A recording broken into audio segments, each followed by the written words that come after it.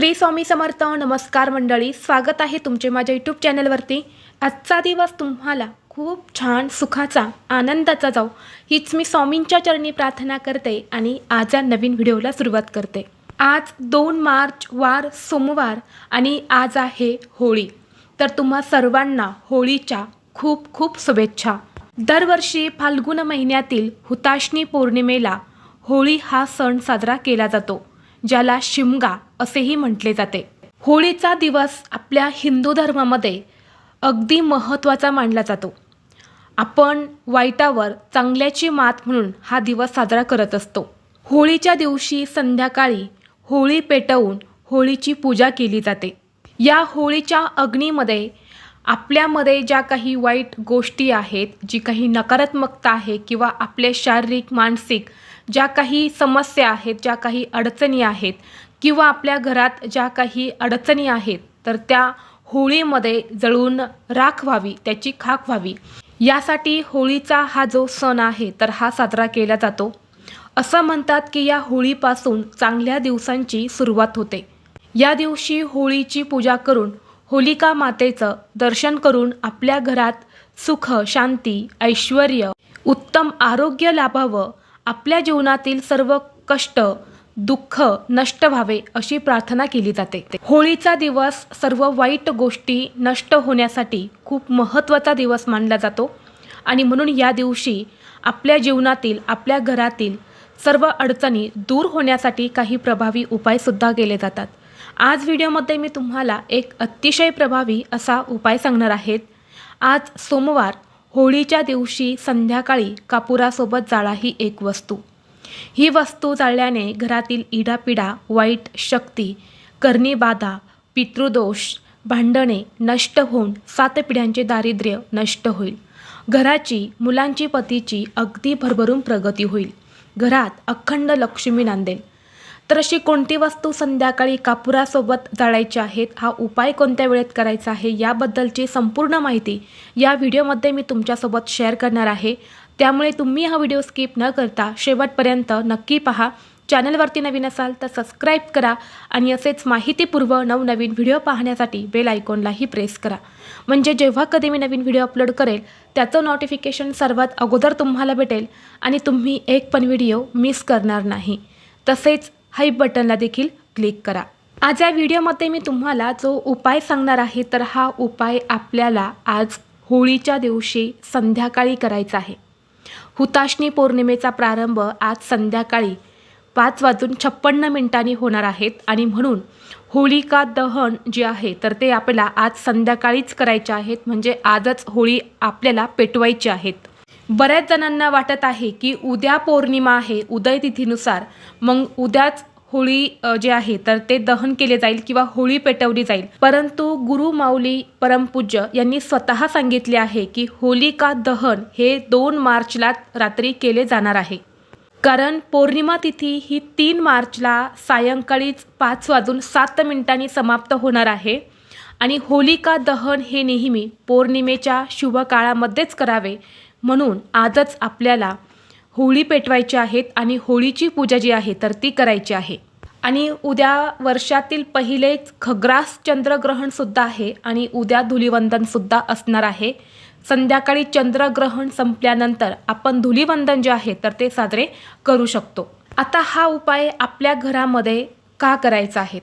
बघा, प्रत्येकाच्या घरामध्ये काही ना काही समस्या या असतातच. काही घरामध्ये पैसा असतो परंतु सुख शांती नसते किंवा काही घरामध्ये सुख शांती असते परंतु पैसा नसतो. काही ना काही समस्या आपल्या घरात, आपल्या आयुष्यात असतातच आणि याच समस्यांचं निवारण होण्यासाठी होळीचा दिवस म्हणजे खूप प्रभावी दिवस असतो. आणि म्हणून या दिवशी घरामध्ये अनेक उपाय जे आहेत तर ते सुद्धा केले जातात. होळीची रात्र इतकी प्रभावी आहे की या दिवशी तंत्रमंत्र साधनासुद्धा केली जाते आणि म्हणून या दिवशी आपल्याला हा उपाय जो आहे तर तो आपल्या घरामध्ये करायचा आहे. आज पौर्णिमा तिथीसुद्धा आहे, पौर्णिमेचा प्रारंभसुद्धा होणार आहे आणि पौर्णिमेचा दिवस म्हणजे लक्ष्मी प्राप्तीसाठी आणि धनप्राप्तीसाठी खूप महत्त्वाचा मानला जातो. आणि ज्या घरात आज पौर्णिमेला म्हणजेच होळीला हा एक उपाय केला जातो ते घर संपूर्ण बाधामुक्त होत असते. त्या घरातील सर्व समस्या, अडचणी, अडथळे जे आहेत तर ते दूर होत असतात. आणि म्हणून जर तुमच्या घरामध्ये खूप आर्थिक समस्या असतील, कर्जबाजारीपणा झालेला असेल, खूप कष्ट आणि मेहनत करूनही तुमच्या कष्टाला आणि मेहनतीला यश मिळत नसेल, नशिबाची साथ मिळत नसेल, म्हणजे तुमच्या कष्टाला योग्य मोबदला मिळत नसेल, घरामध्ये पैसा येतो परंतु आलेला पैसा जास्त काळ न टिकता कोणत्या मार्गाने पुन्हा घरातून पैसा हा निघून जात असेल, मग तो पैसा आजारपणामध्ये निघून जात असेल, काही वारंवार समस्या येत असतील त्यामध्ये पैसा खर्च होत असेल, जिथे तुम्ही 50 रुपये कमवतात तिथे तुमचे 100 रुपये खर्च होत असेल, घरात पैसे येण्याचे मार्ग खूप कमी आहे परंतु पैसा खर्च होण्याचे मार्ग हे खूप जास्त असतील, तर हा उपाय तुम्ही आज संध्याकाळी नक्की करा. कारण पौर्णिमेचा हा दिवस असतो ना, तर तो देवी लक्ष्मीच्या आगमनाचा दिवस असतो. या दिवशी माता लक्ष्मी ही आपल्या घरात 7 वेळा येत असते आणि घरामध्ये आर्थिक स्थैर्य राहावं यासाठी हा उपाय खूप जास्त प्रभावी मानला जातो.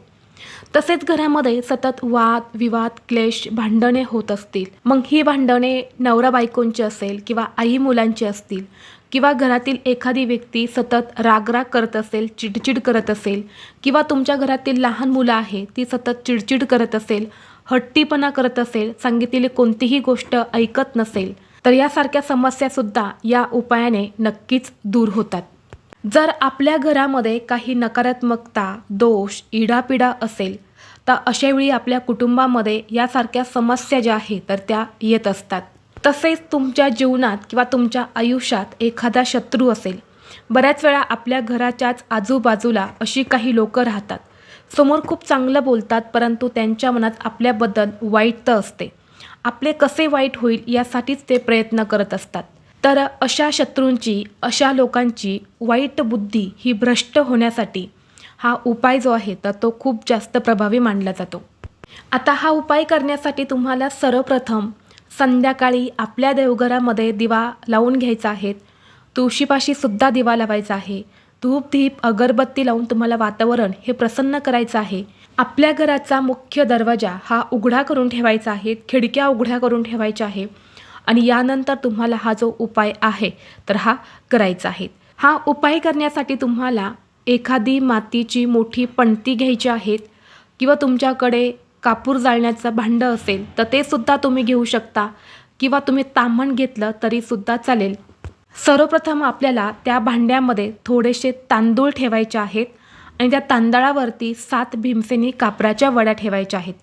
भीमसेनी कापूर तुमच्याकडे नसेल तर तुम्ही साधा कापूर घेतला तरीही चालेल. सोबतच तुम्हाला 5 अखंड फुलाच्या लवंगा ज्या आहेत तर त्या घ्यायच्या आहेत आणि 3 हिरवी वेलची जी आहे तर ती सुद्धा तुम्हाला घ्यायची आहेत.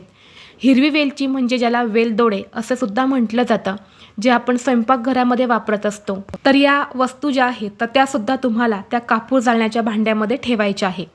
यानंतर तुम्हाला काय करायचं आहे, आपल्या हातामध्ये थोडीशी पिवळी मोहरी घ्यायची आहेत. पिवळी मोहरी तुमच्याकडे नसेल तर काळी मोहरी घ्यायची आहेत. थोडेसे चिमूटभर काळे तीळ घ्यायचे आहेत आणि 11 काळे उडीद घ्यायचे आहेत. बघा, काळे उडीद जे आहे ना त्याचं होळीच्या दिवशी खूप जास्त महत्त्व आहे. काळ्या तिळाचं सुद्धा खूप महत्त्व आहे, कारण ह्या ज्या वस्तू आहे ना त्या नकारात्मक ऊर्जा नष्ट करत असतात. त्यामुळे या वस्तू ज्या आहेत त्या तुम्हाला हातात घ्यायच्या आहेत. पिवळी मोहरी, काळे उडीद आणि काळे तीळ या 3 वस्तू तुम्हाला हातात घेऊन आपल्या कुटुंबातील प्रत्येक सदस्यावरून या सर्व वस्तू तुम्हाला उतरवून घ्यायच्या आहेत. डोक्यापासून ते खाली पायापर्यंत 7 वेळा तुम्हाला उतरवून घ्यायच्या आहेत आणि या वस्तूसुद्धा तुम्हाला त्या कापुरासोबत तुम्हाला टाकायच्या आहेत. आता या वस्तू प्रत्येक व्यक्तीसाठी वेगवेगळ्या घ्यायच्या नाही, एकदाच घ्यायच्या आहेत आणि सर्व व्यक्तीवरून तुम्हाला उतरवून घ्यायच्या आहेत आणि यानंतर त्या कापुरासोबत या वस्तू तुम्हाला टाकायच्या आहेत. यानंतर तुम्हाला काय करायचं आहे, जी गाईच्या शेणाची गौरी असते, ज्याला शेणकूटसुद्धा म्हटलं जातं, तर तिचं त्या गौरीचं महत्त्व जे आहे तर ते होळीच्या दिवशी प्रचंड आहे. खूप जास्त धार्मिक महत्त्व आहे त्या गौरीचं, कारण होळीचा जो सण आहे किंवा होळीची जी अग्नी आहे तर त्या गौरीशिवाय पूर्ण होत नाही. त्यामध्ये गाईच्या शेणाची गौरी जी आहे तर तिचा वापर हा आवर्जून केला जातो, कारण जेव्हा आपण गाईच्या शेणाची गौरी त्या होळीमध्ये टाकतो ना तेव्हा त्यातून निघणारा जो अग्नी, तो धूर जो आहे तर तो तिथलं वातावरण जे आहे तर ते पवित्र करत असतो. आणि म्हणून तुम्हाला गाईच्या शेणाची थोडीशी गौरीसुद्धा घ्यायची आहेत. मोठी गौरी असेल तर त्याचा थोडासा तुकडा तुम्हाला काढायचा आहे आणि तो सुद्धा तुम्हाला त्या कापुरासोबत त्या भांड्यामध्ये ठेवायचा आहे. यानंतर हे जे भांडं आहे तर हे आपल्या देवघरासमोर ठेवायचं आहे आणि तो कापूर तुम्हाला प्रज्वलित करायचा आहे. कापूर प्रज्वलित केल्यानंतर या सगळ्या वस्तू त्या कापुरासोबत जळतील अशा पद्धतीने तुम्हाला त्या कापुरावरून ठेवायच्या आहेत. कापूर प्रज्वलित केल्यानंतर तुम्हाला तिथेच देवघरासमोर बसून थोडंसं तूप घ्यायचं आहे आणि थोडं तूप जे आहे तर ते सुद्धा तुम्हाला त्या कापुरावरून टाकायचं आहे. आणि जेव्हा तुम्ही हा कापूर आपल्या देवघरासमोर जाळत असणार आहे तेव्हा तुम्हाला 11 वेळा महामृत्युंजय मंत्राचा जप करायचा आहे. आणि हा जप करत असतानाच तुम्हाला थोडं तूप जे आहे तर ते कापुरावरून टाकायचं आहे, जेणेकरून कापूर हा जास्त वेळ जळत राहील. 11 वेळा महामृत्युंजय मंत्राचा जप करून झाल्यानंतर तुम्हाला ते भांडं तिथून उचलायचं आहे आणि त्याचा धूर हा संपूर्ण घरामध्ये तुम्हाला फिरवायचा आहे. आणि यानंतर हे भांडं घेऊन तुम्हाला तुमच्या मुख्य प्रवेशद्वारावरती सुद्धा जायचं आहे आणि ते उंबरट्यावरती तुम्हाला हे जे भांडं आहे तर ते ठेवून द्यायचं आहेत. आणि तेव्हा तुम्हाला ओम नमो भगवते वासुदेवाय नमः किंवा ओम श्री महालक्ष्मी नमः या मंत्राचा जप करायचा आहे.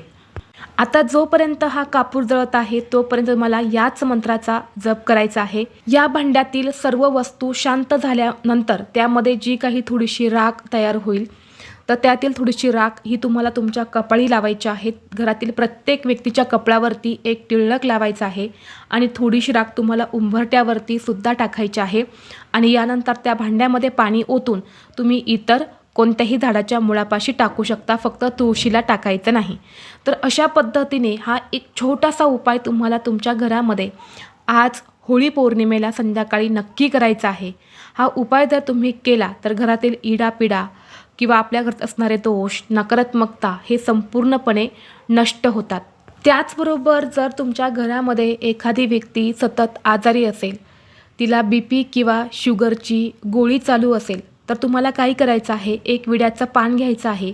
त्या पानावरती तुम्हाला एक गुलाबाचं फूल ठेवायचं आहे आणि त्यासोबतच तुम्हाला 1 ते 2 बत्ताशे ठेवायचे आहेत.